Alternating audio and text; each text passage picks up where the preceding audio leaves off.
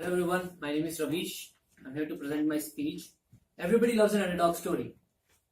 Most of you would know that I'm an FC Barcelona fan. And why wouldn't you know that?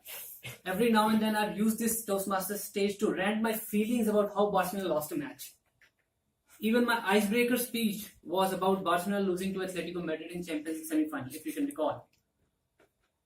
But this time hell broke loose. Barcelona lost to PSG 0-4 in the first pre-quarters. Now, trust me, I do respect PSG and everything. PSG played better, they were the better side, they deserved to win. If not for the Barcelona goalkeeper, PSG would be 0-6 up. But any team playing against the likes of Neymar, Messi and Suarez would be considered an underdog no matter. When we talk about underdogs, in the history, there are so many lessons to be taken from the underdogs. Time and again, underdogs have taught us how to stand against a mighty and do the impossible. How many of us here knows about Swiss knives? Right? A Swiss knife is basically a multi-purpose knife which we can use for cutting, as a scissor, as a bottle opener, no matter what. To put into perspective, I would say that a Swiss knife is nothing but a Raoul Dravid of knives. That poor guy, until he retired, was asked to do every single thing for the team. He would open in Australia where nobody would. He would act as the wall of the team. He would be the captain of the side. He would wicket keep when we want to play an extra batsman.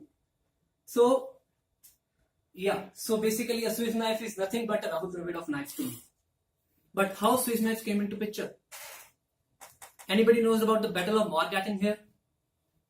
A Battle of Morgarten. I thought so.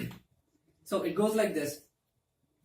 In 1315, Lord Leopold of Austria channelized all the hatred Europe had towards Swiss and invaded Switzerland with 5,000 strong men.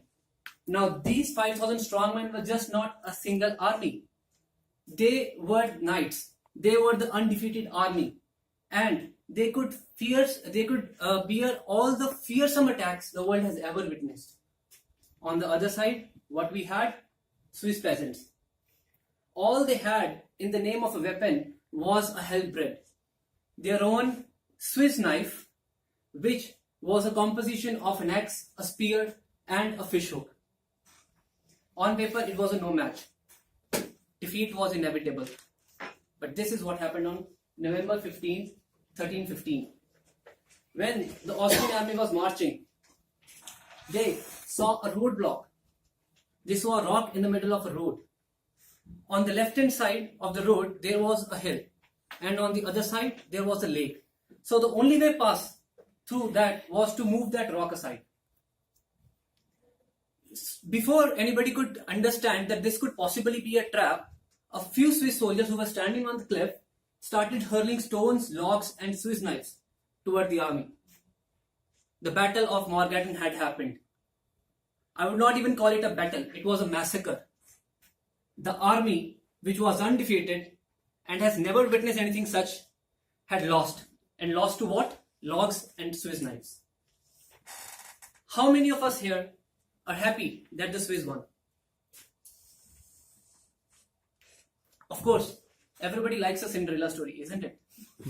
Everybody likes a Rocky Balboa or an underdog or a rags to riches story.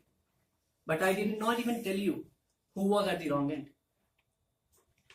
I did not even tell you that whose fault was that war.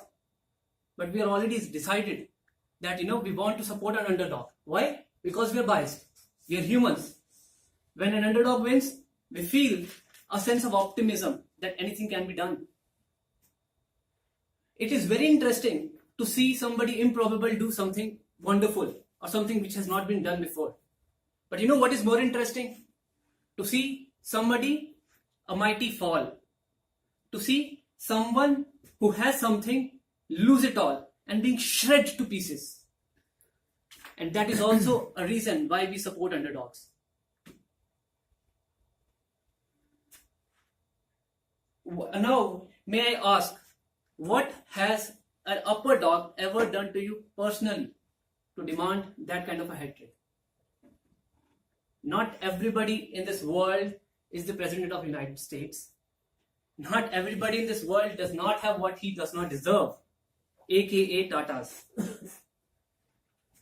This March, when Barcelona will welcome PSG in Camp Nou, I would be supporting an underperforming upper dog against an underdog and hoping that they retaliate with all its might.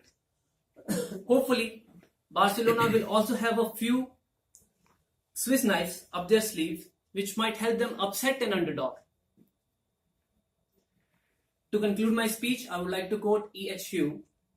He once said, "Usually, it is the underdogs who start a fight, but occasionally, upper dogs also deserve to win." Thank you.